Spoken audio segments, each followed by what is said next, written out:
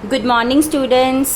Business study ਦੇ ਅੱਜ ਦੇ ਇਸ ਲੈਕਚਰ ਦੇ ਵਿੱਚ ਅਸੀਂ ਜਿਹੜਾ ਟੌਪਿਕ ਕਵਰ ਕਰਨਾ ਆ ਉਹ ਹੈ ਵਰਕਿੰਗ ਕੈਪੀਟਲ। ਵਰਕਿੰਗ ਕੈਪੀਟਲ ਕੀ ਹੁੰਦੀ ਆ ਸਟੂਡੈਂਟਸ? ਹਰੇਕ ਬਿਜ਼ਨਸ ਨੂੰ ਆਪਣੀਆਂ ਸ਼ਾਰਟ ਟਰਮ ਨੀਡਸ ਨੂੰ ਸੈਟੀਸਫਾਈ ਕਰਨ ਦੇ ਲਈ ਫੰਡਸ ਦੀ ਜ਼ਰੂਰਤ ਹੁੰਦੀ ਆ। ਇਹ ਸ਼ਾਰਟ ਟਰਮ ਨੀਡਸ ਕਿਹੜੀਆਂ ਨੇ? ਚਾਹੇ ਰॉ ਮਟੀਰੀਅਲ ਪਰਚੇਸ ਕਰਨਾ ਆ ਜਾਂ ਵੇਜਿਸ ਪੇ ਕਰਨੀਆਂ ਆ ਜਾਂ ਹੋਰ ਡੇ ਟੂ ਡੇ ਐਕਸਪੈਂਸਿਸ ਪੇ ਕਰਨੀਆਂ। ਸੋ ਇਹ ਵਾਲੇ ਫੰਡਸ ਨੂੰ ਅਸੀਂ ਵਰਕਿੰਗ ਕੈਪੀਟਲ ਕਹਿੰਦੇ ਆ। ਸੋ ਅਗਰ ਸਿੰਪਲ ਵਰਡਸ ਦੇ ਵਿੱਚ ਗੱਲ ਕਰੀਏ ਤਾਂ ਵਰਕਿੰਗ ਕੈਪੀਟਲ ਫਰਮ ਦੀ ਕੈਪੀਟਲ ਦਾ ਉਹ ਪਾਰਟ ਆ ਜਿਹੜਾ ਕਿ ਫਰਮ ਨੂੰ ਆਪਣੀਆਂ ਸ਼ਾਰਟ ਟਰਮ ਨੀਡਸ ਨੂੰ, ਆਪਣੇ ਕਰੰਟ ਐਸੈਟਸ ਨੂੰ, ਕੈਸ਼ ਨੂੰ, ਮਾਰਕੀਟੇਬਲ ਸਿਕਿਉਰਿਟੀਜ਼ ਨੂੰ ਫਾਈਨਾਂਸ ਕਰਨ ਲਈ ਜ਼ਰੂਰੀ ਹੁੰਦਾ ਆ। ਸੋ ਜਿਹੜੇ ਫੰਡਸ ਸਾਡੇ ਕਰੰਟ ਐਸੈਟਸ ਦੇ ਵਿੱਚ ਇਨਵੈਸਟਡ ਹੁੰਦੇ ਆ ਉਹ ਬਹੁਤ ਈਜ਼ੀਲੀ, ਬਹੁਤ ਜਲਦੀ ਨਾਲ ਕੈਸ਼ ਦੇ ਵਿੱਚ ਕਨਵਰਟ ਹੋ ਜਾਂਦੇ ਆ ਤੇ ਉਹ ਕੈਸ਼ ਜਿਹੜਾ ਹੈਗਾ ਅਗੇਨ ਫਿਰ ਤੋਂ ਕਰੰਟ ਐਸੈਟਸ ਦੇ ਵਿੱਚ ਕਨਵਰਟ ਹੋ ਜਾਂਦਾ ਆ।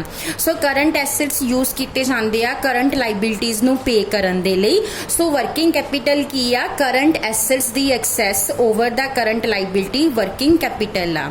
ਸੋ ਸਭ ਤੋਂ ਪਹਿਲਾਂ ਵਰਕਿੰਗ ਕੈਪੀਟਲ ਸਮਝਣ ਲਈ ਇਹ ਜ਼ਰੂਰੀ ਆ ਕਿ ਅਸੀਂ ਸਮਝੀਏ ਕਿ ਕਰੰਟ ਐਸੈਟਸ ਕਿਹੜੇ ਹੁੰਦੇ ਆ ਤੇ ਕਰੰਟ ਲਾਇਬਿਲਿਟੀਜ਼ ਕਿਹੜੀਆਂ ਹੁੰਦੀਆਂ ਨੇ।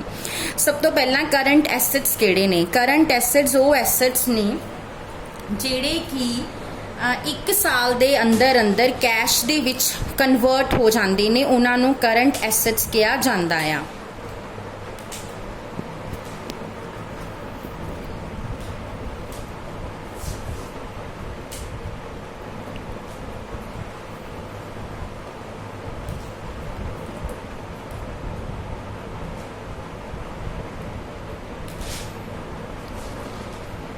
ਸੋ ਕਰੰਟ ਐਸੈਟਸ ਦੇ ਵਿੱਚ ਅਸੀਂ ਇਨਵੈਸਟਮੈਂਟ ਕਿਉਂ ਕਰਦੇ ਹਾਂ? ਆਪਣੇ ਡੇ ਟੂ ਡੇ ਬਿਜ਼ਨਸ ਦੇ ਆਪਰੇਸ਼ਨਸ ਨੂੰ ਚਲਾਉਣ ਦੇ ਲਈ। ਬਿਜ਼ਨਸ ਨੂੰ ਕਰੰਟ ਐਸੈਟਸ ਦੀ ਕਿਉਂ ਜ਼ਰੂਰਤ ਹੁੰਦੀ ਆ? ਆਪਣੀਆਂ ਸ਼ਾਰਟ ਟਰਮ ਲਾਇਬਿਲਿਟੀਜ਼ ਨੂੰ ਫੁੱਲਫਿਲ ਕਰਨ ਦੇ ਲਈ। ਸੋ ਅਗਰ ਸਾਡੇ ਕੋਲ ਸਫੀਸ਼ੀਐਂਟ ਕਰੰਟ ਐਸੈਟਸ ਅਗਰ ਅਵੇਲੇਬਲ ਨਹੀਂ ਹੋਣਗੇ ਤਾਂ ਬਿਜ਼ਨਸ ਜਿਹੜਾ ਹੈਗਾ ਆਪਣੀਆਂ ਪੇਮੈਂਟਸ ਨੂੰ ਫੁੱਲਫਿਲ ਟਾਈਮਲੀ ਨਹੀਂ ਕਰ ਸਕੇਗਾ। ਹੁਣ ਕਰੰਟ ਐਸੈਟਸ ਦੀਆਂ ਕਿਹੜੀਆਂ ਐਗਜ਼ਾਮਪਲਸ ਨੇ? ਲਾਈਕ ਕੈਸ਼ ਇਨ ਹੈਂਡ ਹੋ ਗਿਆ, ਕੈਸ਼ ਐਟ ਬੈਂਕ ਆ, ਬਿਲ ਰਿਸੀਵੇਬਲ ਆ, ਫਿਨਿਸ਼ ਗੁੱਡਸ ਆ, ਰॉ ਮਟੀਰੀਅਲ ਆ, ਮਾਰਕੀਟੇਬਲ ਸਿਕਿਉਰਿਟੀਜ਼ ਨੇ, ਡੈਟਰਸ ਨੇ, ਵਰਕ ਇਨ ਪ੍ਰੋਗਰੈਸ ਆ, ਪ੍ਰੀਪੇਡ ਐਕਸਪੈਂਸਿਸ ਆ, ਸਾਰੇ ਹੀ ਕਰੰਟ ਐਸੈਟਸ ਨੇ। ਹੁਣ ਨੈਕਸਟ ਹੈ ਕਰੰਟ ਲਾਇਬਿਲਿਟੀਜ਼। ਕਰੰਟ ਲਾਇਬਿਲਿਟੀਜ਼ ਉਹ ਲਾਇਬਿਲਿਟੀਜ਼ ਨੇ ਜਿਨ੍ਹਾਂ ਨੂੰ ਅਸੀਂ ਵਿਦਿਨ 1 ਈਅਰ ਪੇ ਕਰਨਾ ਹੁੰਦਾ ਆ। ਜਿਸ ਤਰ੍ਹਾਂ ਕ੍ਰੈਡੀਟਰਸ ਨੇ, ਆਊਟਸਟੈਂਡਿੰਗ ਐਕਸਪੈਂਸਿਸ ਨੇ, ਬਿੱਲ ਪੇਬਲ ਆ, ਐਡਵਾਂਸ ਰਿਸੀਵ ਫਰੋਮ ਕਸਟਮਰ ਹੈ, ਸਾਰੀਆਂ ਹੀ ਕਰੰਟ ਲਾਇਬਿਲਿਟੀਜ਼ ਨੇ। ਹੁਣ ਨੈਕਸਟ ਅਸੀਂ ਪੜਾਂਗੇ ਵਰਕਿੰਗ ਕੈਪੀਟਲ ਦੀ ਟਾਈਪਸ।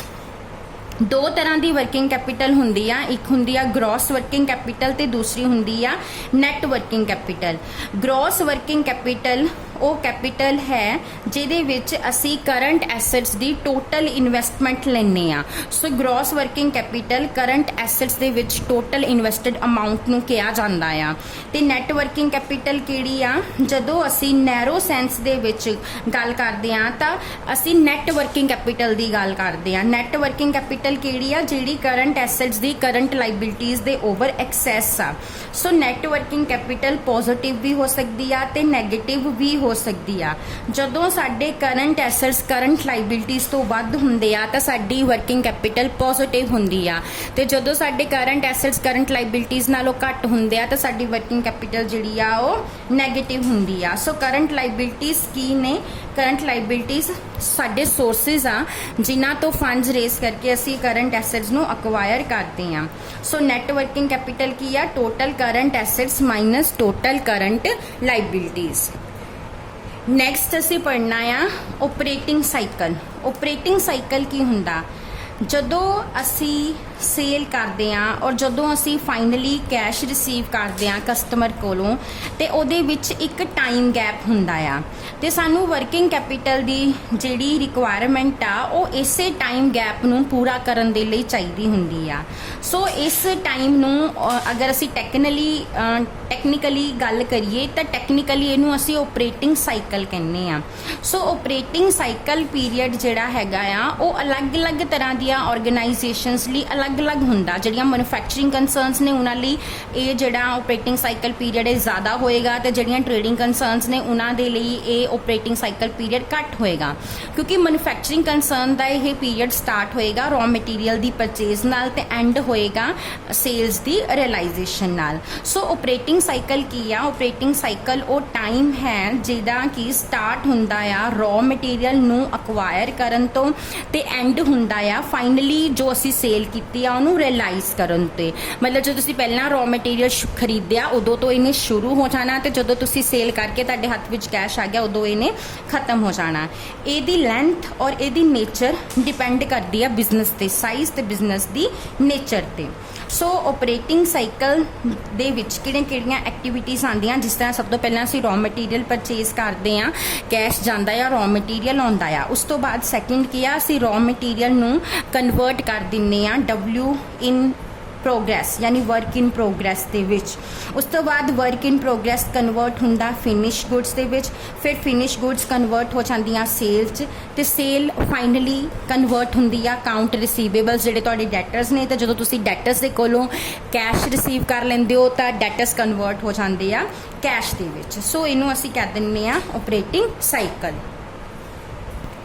ਨੈਕਸਟ ਟੌਪਿਕ ਜੋ ਇਹਦੇ ਵਿੱਚ ਅਸੀਂ ਕਵਰ ਕਰਨਾ ਹੈਗਾ ਕਿਹੜੇ ਫੈਕਟਰਸ ਨੇ ਜਿਹੜੀਆਂ ਕਿ ਵਰਕਿੰਗ ਕੈਪੀਟਲ ਰਿਕੁਆਇਰਮੈਂਟਸ ਨੂੰ ਇਫੈਕਟ ਕਰਦੇ ਆ।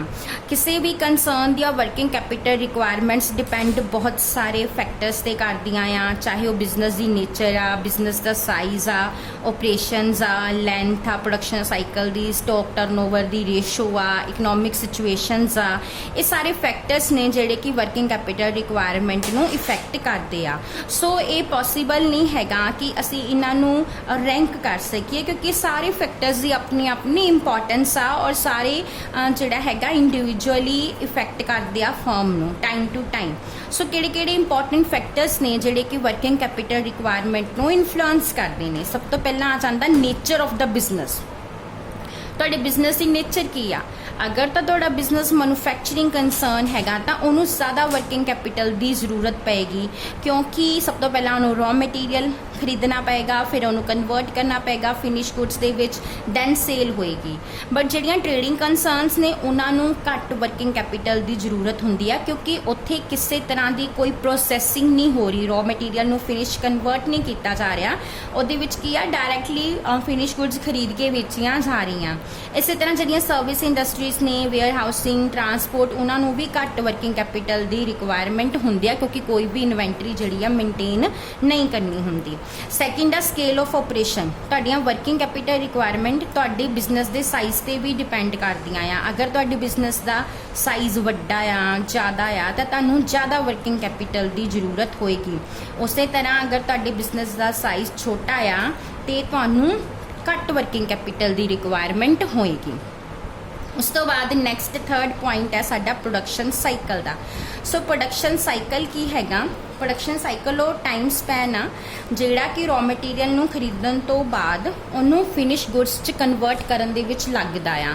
ਜਿੰਨਾ ਟਾਈਮ ਪੀਰੀਅਡ ਸਾਨੂੰ ਲੱਗੇਗਾ ਰॉ ਮਟੀਰੀਅਲ ਨੂੰ ਖਰੀਦ ਕੇ ਉਹਨੂੰ ਫਿਨਿਸ਼ ਦੇ ਵਿੱਚ ਕਨਵਰਟ ਕਰਨ ਦੇ ਵਿੱਚ, ਉਹਨੂੰ ਅਸੀਂ ਕੀ ਕਹਿ ਦਿੰਦੇ ਆ? Production cycle. So production cycle depend ਕਰਦਾ ਬਿਜ਼ਨਸ ਦੇ ਸਾਈਜ਼ ਤੇ। ਜਿੰਨਾ ਵੱਡਾ ਸਾਡਾ ਪ੍ਰੋਡਕਸ਼ਨ ਸਾਈਕਲ ਹੋਏਗਾ ਉਨੀ ਹੀ ਵਰਕਿੰਗ ਕੈਪੀਟਲ ਦੀ ਜ਼ਿਆਦਾ ਰਿਕੁਆਇਰਮੈਂਟ ਹੋਏਗੀ। ਸੋ ਪ੍ਰੋਡਕਸ਼ਨ ਸਾਈਕਲ ਦੀ ਡਿਊਰੇਸ਼ਨ ਔਰ ਲੈਂਥ ਵੀ ਵਰਕਿੰਗ ਕੈਪੀਟਲ ਰਿਕੁਆਇਰਮੈਂਟ ਨੂੰ ਇਫੈਕਟ ਕਰਦੀ ਆ। ਨੈਕਸਟ ਪੁਆਇੰਟ ਆ ਸੀਜ਼ਨਲ ਫੈਕਟਰਸ।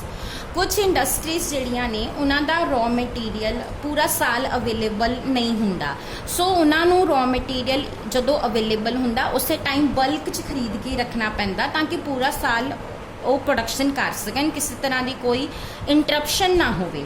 ਸੋ ਉਹਨਾਂ ਦਾ ਫਿਰ ਬਹੁਤ ਜ਼ਿਆਦਾ ਫੰਡਸ ਜਿਹੜੇ ਨੇ ਉਹ ਰॉ ਮਟੀਰੀਅਲ ਦੇ ਵਿੱਚ ਬਲੌਕ ਹੋ ਜਾਂਦੇ ਆ। ਸੋ ਇਸ ਕਰਕੇ ਉਹਨਾਂ ਦੀ ਵਰਕਿੰਗ ਕੈਪੀਟਲ ਦੀ ਰਿਕੁਆਇਰਮੈਂਟ ਜਿਹੜੀ ਹੈਗੀ ਆ ਜ਼ਿਆਦਾ ਹੁੰਦੀ ਆ। ਇਸੇ ਤਰ੍ਹਾਂ ਜਿਹੜੇ ਬਿਜ਼ੀ ਸੀਜ਼ਨਸ ਹੁੰਦੇ ਆ ਉਹਨਾਂ ਦੇ ਵਿੱਚ ਜ਼ਿਆਦਾ ਵਰਕਿੰਗ ਕੈਪੀਟਲ ਚਾਹੀਦੀ ਹੁੰਦੀ ਆ ਸਲੈਕ ਸੀਜ਼ਨਸ ਨਾਲੋਂ।